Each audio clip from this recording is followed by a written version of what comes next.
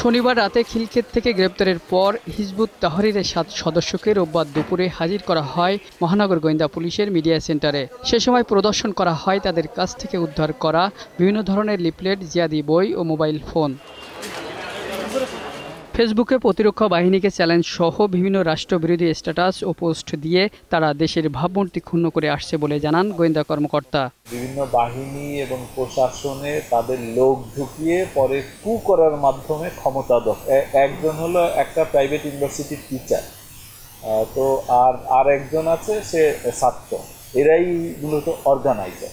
শিক্ষিত ছেলে পেলে তাদেরকে রিক্রুট করতে পারলে তারাই বিভিন্ন চাকরিতে ভবিষ্যতে ঢুকে তাদের সমর্থক হিসাবে তারা গড়ে উঠবে এবং তাদের মাধ্যমেই তারা ক্ষমতা দখল করে। এদিকে মোহাম্মদপুরে নেপালি মেডিকেল কলেজ ছাত্রী ধর্ষণের অভিযোগে বাদশাকে যশোরের বেনাপোল থেকে গ্রেপ্তার করে গোয়েন্দা পুলিশ। পাশাপাশি ফার্মগেটে আবাসিক হোটেলে কলেজ ছাত্রী ধর্ষণের দায়ে শাওন ও হাবিবকে রংপুর ও মোহাম্মদপুর থেকে গ্রেপ্তার করা হয়।